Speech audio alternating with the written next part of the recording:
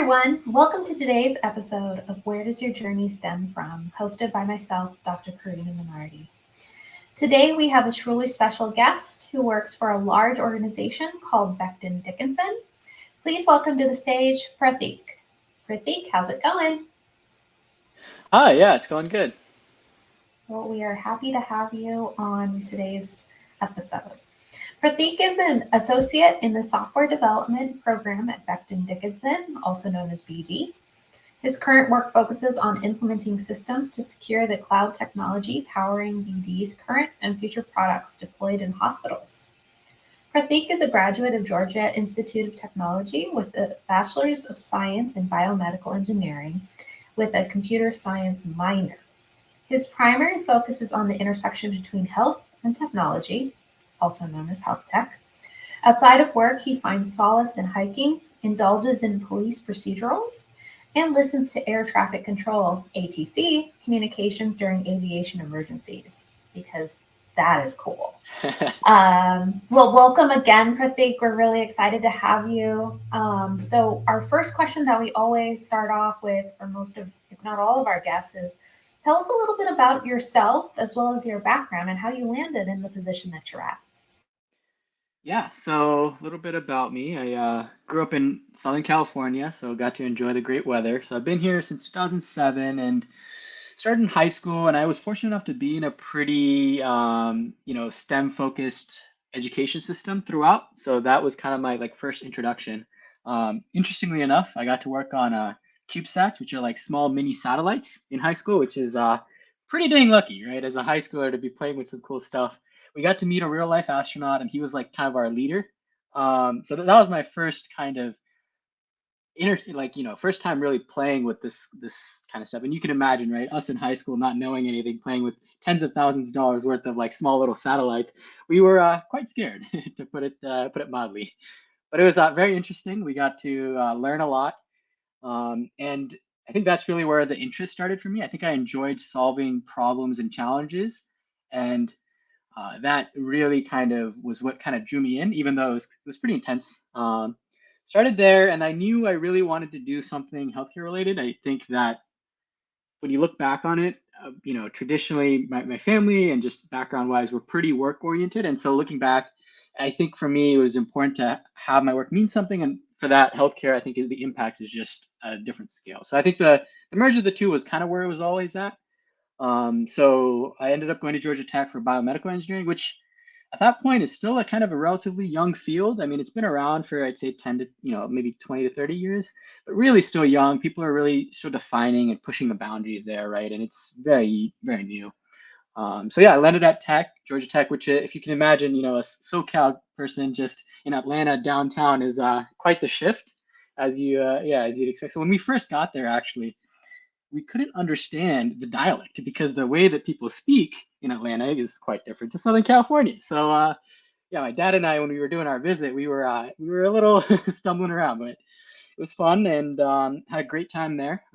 Just worked on a bunch of different cool things. Slowly went from maybe more on the mechanical engineering side of biomedical to more on the software side of things, and that transition kind of took some time. I didn't make it as easy as I could have, just because I'm stubborn at times. But it eventually happened, and met some really cool people, worked on a lot of cool things, and then COVID hit. So I actually only spent 2.5 years in Atlanta, or 2 years in Atlanta. So most of my time was, mixed between there and back home. And so when I graduated, I kind of had this fork in the road, right? Of, hey, I can stay more mechanical with biomedical, or I can do software with biomedical. And I think that was the decision point. I chose software with biomedical just because that's where I was interested in. And at that point, BD actually was one of the few, if only the first rotational program from a software perspective in medical devices. And so really pushing the boundaries, right? And setting kind of their goals and putting the money where their mouth's at, right? Where their goals are at. So yeah, it was a no-brainer choice for me there. And since then I'm on my second rotation now. So I finished 1 year rotation and I'm on my second, and learning a lot of cool things, working with a lot of cool people. So yeah. No, thank you for that. There's a lot of things I think that I want to delve in absolutely to that. So in your bio, you said you like to listen to ATC. Um, you mentioned that you did work with an astronaut. So talk to us a little bit about that sort of infatuation with the air and space. Yeah, I think it's just because of they got me young, right, in high school. So it's been very interesting to me. It's always the unknown, the challenges are, and there's a lot of parallels between healthcare and space, right? Healthcare and space, highly regulated, very controlled, catastrophic, impacts potentially, right? And so a lot of similarities there. I think it's really cool. And the ATC thing happened because I really enjoy the logistical way that they handle scenarios. When a failure happens, it's very controlled. There's a lot of set procedures. When some major incident happens, right, it's very open. Everyone tries to learn from the mistake. And I think there's a lot we can do there in terms of healthcare to kind of adopt a lot of those principles. And I think it's very interesting. And I'm very kind of passionate about how can we, apply different things that are working in that industry to other industries, right? And there's a lot of learnings there. And I've gotten to work a lot with some NASA stuff and some more stuff on that side. So I get to play a little bit with that stuff whenever I can. That's really, really cool. And I love your thinking around the applicability of what is applicable across industries. Because I like that, because that's exactly what sort of my mission with STEM from is to think about the skills and the training that a STEM background provides for you, and then how do you actually apply that to different industries. And I could think of air, I could think of space, I could think of health, the sense of curiosity and so on and so forth. So I appreciate that. Can you talk a little bit more, switching gears into a specific industry, when you talk about the meaning of healthcare? That's exactly why I went into healthcare. It's exactly why I went into health tech. So can you just talk a little bit more about that? Yeah, I mean, at the end of the day, regardless of who you are, what your profession is, what stage in life you're at, you're going to interface with the healthcare system at some point, right? That is the one thing that every single human is pretty much going to touch. Um, and there's been a lot of really cool advancements, right? I think when I learn about the human body, when I learn about these creations and the technologies, it's just so interesting and so empowering. But also, as you learn more and more, you get slightly degraded more and more, right? And that's just the way it is with the state of things, with healthcare, with whether that be on the clinician side, whether that be the healthcare systems, whether that be on the medical device sides, right? So, and I think it's one of the greatest challenges, right? Is like, how do you move this giant machine in the right way, incrementally over time, to slowly get better and better and better and better. And that's what everyone's been doing. And so um, sometimes you get a little lost in the big machine that it is, but sometimes I have to take a step back and kind of look at it from a larger scale of things. But yeah, I think it's a very cool challenge, and one that I can look back on when I'm 90, if I make it that long, and look back and say, okay, that we made some progress here, as small as it may have been. Yeah. Yeah, for me also, there's a unique quality around health in that it's such a personal decision for each individual, not only person but also their family, how they want to approach health, how they want to approach health from a whole person perspective or just each individual diagnosis. Um, the relationship that you have with your doctor. I mean, it is beyond just the science of health. It is, there is an ethos to it. So I can definitely appreciate that as well. And I guess that's really interesting, because now I'm finally putting it together.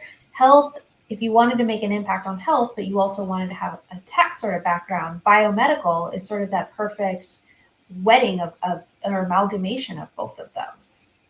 Yeah, it's a good mix, and you bring up a good point, right? Which I didn't even mention yet, which is ultimately it's the relationships and the patients. And you caught me there, right? Sometimes on the biomedical side, people get very removed, right, with the ultimate goal, which is the patient relationship, right? That patient-driven experience. And so, yeah, the biomedical is a great way to mix the two, and there's a lot of cool advancements and improvements we can do, right? Of just treatments and different treatment options and improving um, patient care, right? Patient outcomes. Yeah, it's a great marriage of the two, but ultimately, as you mentioned, right, it goes back to the ethos, the relationship, their experience, and kind of the combination of the two. So you mentioned biomedical is sort of split up into mechanical and software. Can you talk a little bit about sort of why that is, or what is the allure, the pros and cons to each? Yeah, and I guess you could even expand that, right? So when I originally started, I wanted to be in a wet lab, working on the genomics side of things, right? Because that's when, high school me reading the news articles got really excited. I was like, all right, let's do this. Then I was in a lab for, about a semester or a year and realized, okay, let's not do this. Let's get out of this lab, right? I'm sure there's a lot more, but the way, at least for me, when I was looking at the different options, right, is I knew I didn't want to do wet lab stuff. I enjoyed, building things, creating things on the mechanical side of things. I also really enjoyed software stuff, right? Um, and it was more so the stubbornness of me of like, okay, another person with, Indian background doing more software stuff. I'm not doing this. I'm going to do something different, right? And that, as weird or dumb as that may sound, that was my philosophy for, the first 2 years, where I was like, I'm going to stick on the mechanical, learn this stuff because it was so interesting and new at the time. And then a lot of my experiences at co-ops, internships, I would figure out ways to bring the software into it because there was a need, right? A lot of the people in the areas that I was in didn't have that expertise. So there was a lot of efficiencies and improvements to be made. So I figured out a way to bring it in. Did a lot more freelancing stuff, some stuff for the government, different hackathons, that kind of thing, and saw, okay, I'm actually pretty dang good at this. So I figured out, okay, why not merge the two? And there's so many improvements to be made in that side of things, right? That's kind of how I eventually landed at it. And yeah, I just enjoy it more in my opinion. So kind of took some time of me doing both to figure out, okay, I like this way more now that I've kind of done both, and that helped. I so appreciate that answer in the fact that um, there's a discussion around opportunities, and when opportunities present themselves to actually take them. And best case scenario, you love it, you learn it, you want to continue it, right?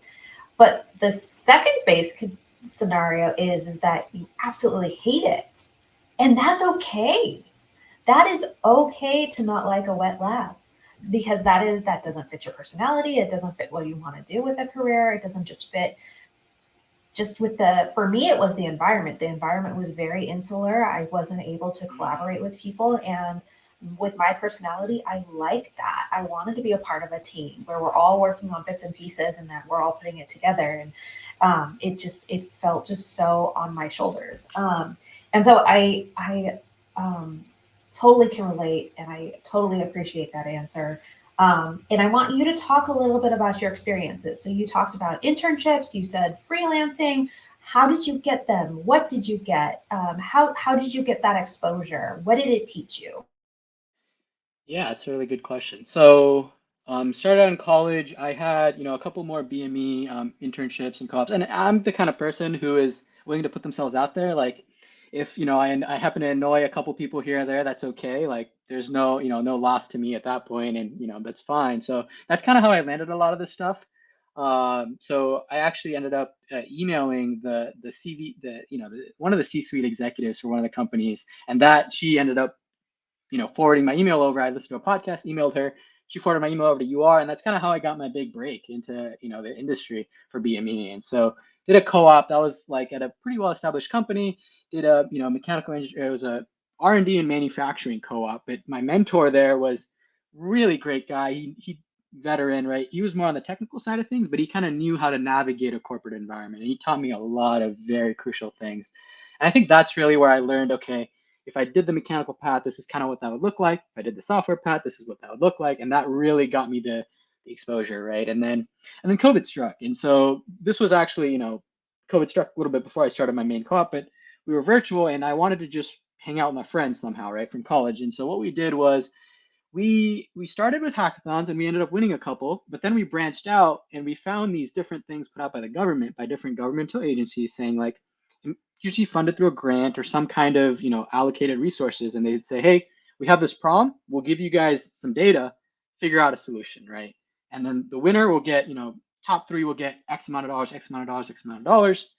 For us, it was just a way to hang out while we're all at home and get access to like actual data, right? Like, so we did one with air traffic control data, plane data with NASA, right? We did one with Department of Justice with prison data. So a lot of that stuff was more machine learning focused, but I saw what the software implications could do for healthcare. And we did a couple that were more related to healthcare. And we were going up against professors and research labs, industry people, and we were like, oh, okay, we can kind of hang in there, right? We're right there. So that was a little reaffirming because my background was BME, right? And I did a CS minor, but I didn't have the time to really delve into that as much as other people did. So that gave me some more confidence. And so, yeah, when this final opportunity came up of like, hey, do you want to do a mechanical engineering rotationship at a BD company, or not a BD, but at a medical device company, or the software rotational program at BD, it was kind of a clear choice at that point, right? And BD as a company too is putting a huge focus in digital health. And so a little bit of background is BD is a huge player in the medical device space. They've been around for, I think, they're 100+ years. And traditionally, though, their core competency was they started out with needles and disposables and plastics. They're making a huge investment in digital health, and they have those relationships with hospitals, with the different entities that they need to make that play. And so the creation of this program was kind of to, put more investment into that sector of, hey, can we grow these people within our company, get them exposed to the different business units, let them take risks, right? Maybe they spend a year doing something they don't like. They have 2 more years, right? Each one at a different spot. And so when that opportunity came up, I kind of jumped on it, and it's kind of where I'm at now. So I guess a point of clarification is, so you, for biomedical, you focused on software, but then you added a CS minor. And was that just because you took the coursework, or was it because you had a passion for it? I'm just curious about how people add minors too, and how do you differentiate, and how do you figure out if you want to add a minor or not? Yeah, it's very school dependent. So some schools don't even offer CS minors. At Tech they do, but it's pretty credit heavy. So you kind of need to know earlier on, ideally, if you want to graduate on time. So I kind of knew going in that I at least wanted to do the CS minor.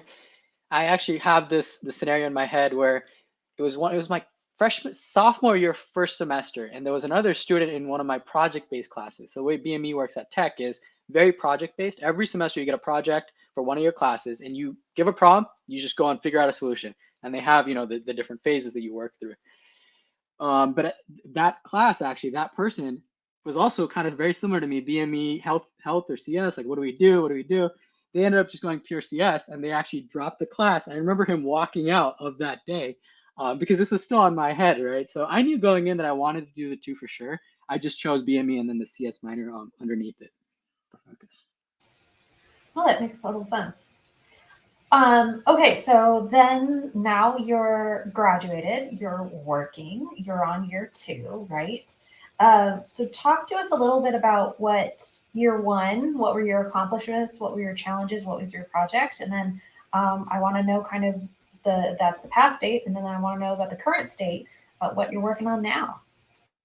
Yeah, so let me balance this out. So yeah, year one I joined, and honestly, it was my first time working on a larger company, corporate company, on a pure software role, right? At this point, I'm not doing anything mechanical. I am so far removed from the product, I don't even see it anymore, right? Actually, I did get to see it for year one, which was nice. I had to actually have the unit at my house, which was really cool. And so I was working on Sensica, which is like a urine output management system for BD, which has to do with when people have kidney failure, to kind of help monitor their urine output, and when you give them drugs, kind of monitor that stuff.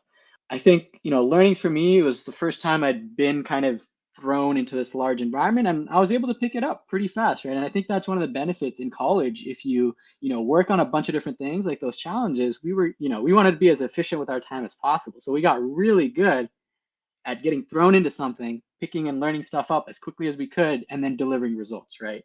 Which is what they want in corporate as well, right? So yeah, that was year one, and yeah, a lot of learnings, met a lot of cool people, and as part of the rotational program, my biggest fear with software is you can get kind of very in the weeds, just technical, and you don't have the space to grow your soft skills. And for me, soft skills is huge. I think that's, it's just going to pay dividends as you get older, right? So the benefit of the rotational program is BD really invests in you. They create this culture where they want you to spend time growing your soft skills, interact with leadership, give you that visibility and network. And so I got to do all those things as well, which was really cool and a little intimidating at times, but yeah, we live and we grow and we learn. So it was fun. So what are those? How do they enable soft skills? I think when you're in an environment in which you're looking at a screen 24/7. Obviously, that's an exaggeration, but Yeah. for some, maybe not. But yes. Yeah. So BD is really cool because for the rotational programs, you have a lot of different initiatives that you can kind of work on outside of your day-to-day job. And so they really kind of let us roam as part of the rotation, where we get spoiled a little bit because all our managers kind of know that, hey, this person's also going to be working on this stuff. So one of the bigger things that I worked on actually got, dragged into of like, hey, usually it's, can you help me with this? And then you join, and then like when you're new to a company, right, you're completely free, so you say yes to everything, and then a year in, you're like, oh man, I don't have time for anything at this point. But couple initiatives. So the main thing is we have this program called the Health Check, which the idea is to kind of create a safe space within teams, and so trying to foster and create better environments within specific teams. And so that was a huge like ID&E initiative that we took on. Spent a lot of time working with that, and we still do, of creating the system and creating some technical tools to support it, and then now deploying it in pilot and talking to teams and kind of helping improve psychological safety and team environments and kind of fostering that discussion, right? And it's a complicated challenge, right? And it can be kind of tiptoey at times, but we're making a good effort and picking up some, and there's a lot of growth there of how do you navigate those discussions? How do you make sure, everyone's, on the right level, on the right space? Yeah, and we do a lot of other things like planning different events. So we all get together from all our different locations in one state, one city, a couple times a year. And so planning that, if you can imagine, planning a trip for 80 people for a week, and talking to all those people, sorting travel, all that stuff. Yeah, a lot of fun stuff, shall we say. So yeah, definitely a lot of time and space to grow. So you're in year two, and you finished your career, your college career, and then you came into this rotational system. Juxtapose, I think, the two environments, and some of the things that were maybe positive changes, negative changes, challenges for you. Yeah, it's a really good question. I think the transition away from college was pretty tough for me. I mean, I'm not gonna lie, that first year, right, of you're not around your friends all the time anymore. You don't have, just people you're chatting with for fun anymore, especially for people in remote roles, right? You don't see this as much with or in-person roles, but for remote or hybrid roles, which is not the standard at BD. Like most of the people are in person, but because we're on the software side of things, that is a little bit different. There was definitely a period of transition for me where I was like a little bummed out, a little sad, right? Of like, hey, like, where did everyone go? Like, I'm not surrounded by people all the time anymore. And so that was definitely a bit of a shock. A lot of free time my first year, which was different, right? Of just not constantly having stuff to do. But also, you get your weekends to yourself, right? You can enjoy, you can have fun, you can do whatever you want. And yeah, and I think that transition is definitely interesting. I think it's nice to not have to worry about classes you're not interested in at all anymore, right? At a company, you're ideally, if you're in a role that you enjoy, you're always working on stuff that you find interesting. And yeah, you have some tedious things here and there, but overall, it's fun, right? And so you're working on stuff that you enjoy and challenges that you're not worrying about, right? Taking tests anymore. I think that helps too. So a lot of good stuff. Yeah. Well, there's the actual qualitative piece of like, performance does matter. Obviously, you want to be a good performer and you want to potentially get that raise or promotion at the end of whatever quarter. But there's also the like, oh, I'm here, almost like I don't know, an imposter syndrome sort of thinking around, oh, I finally made it. Did I make it? I don't know. Can you comment on that?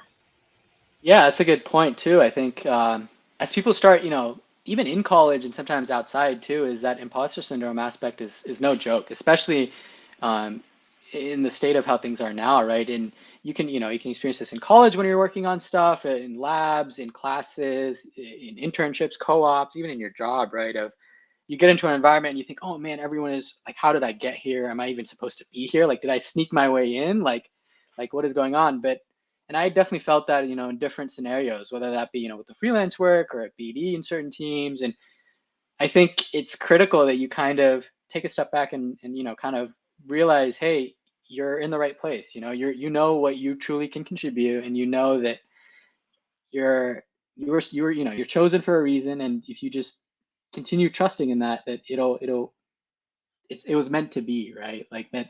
And so this is something that, even some of my a sibling of mine now in college, she's experiencing even more now. And I think it's important that you don't compare yourself to others, right? Everyone contributes differently. They have different perspectives on things, and it's important to have that diversity in different environments. And only with that diversity can you truly achieve great things, right? And so, yeah, I think comparison is what gets everyone, and you shouldn't compare yourself too much. Nope, always contrast yourself, right? Um, so you're in this position, you're on year two, as I said, as you said, obviously. Um, what does the future hold for you? Are you like what are you thinking about sort of long term, career wise, aspiration wise, goal wise? Yeah. So year two has been really interesting because I've gotten to work on kind of a future BD product that's a couple years out, but designing and getting a lot of creative freedom. And so that's definitely given me more wisdom and kind of insight into what I want the future to hold. So I think I definitely want to still stay, somehow in the intersection between healthcare and software. I don't know exactly what role or anything like that will look like, but I think the ability to get to design these complex things, but and have the freedom to innovate and develop, right? And so I think the value from these things can really show, and I think it's going to show in 5 years, and it's so annoying that it has to be 5 years, but with healthcare, that's how it is, right? And so it's really cool to kind of be in that space. The only thing that I'm kind of lacking, and I hope to figure out is how to get a little bit more interaction involved, right? And so we have those soft skills aspects to our program, but ideally, when I exit the program, I'm not going to have that anymore. So ideally, how do I get that incorporated into a full-time role that matches all three of those things? Yeah, and so that that's the ideal goal. We'll have to see what that looks like. And in terms of further education, I mean, nowadays it's kind of scary to think about, but an undergrad almost seems undereducated just the way things are now. I don't know, right? So maybe a master's or an MBA. We'll have to see. It's not too set in stone. Yeah, there's this interesting yeah, if you're an undergrad, I mean you're a dime a dozen, right? So there's that. No matter what area of specialty you are, it's come to that conclusion, and I think it's starting and beginning to be even master students. And then you hit the PhD route potentially, and you're overqualified for a lot of things. Yeah, I'm speaking from an N of one position. um, but that's exciting. And I think the other thing is, for an MBA, having actual corporate experience and not just coming directly from an undergrad is really, really powerful. And the same with any sort of master's program, or, higher ed in general. Um, would you have done anything differently? And so I get asked this a lot, and I think for the path that I was on, no. I think the only way I would have landed at the intersection between the two, the experience I had at Tech, which a lot of people say, don't do BME if you want to do BME because just take mechanical engineering and focus on medical devices, right? Or do software and just focus on medical devices. That's what a lot of people say. But I think at Tech, there's a very unique curriculum that teaches you not just the degree, but how to think about things. Like, for example, I think that's displayed really well with the challenges that we took outside of hackathons, right? Of like just like putting ourselves out there, diving into a new space, figuring things out, putting a solution, and having it stack up, right? I think that's what my degree taught me, and I think that's really invaluable, regardless of where we end up.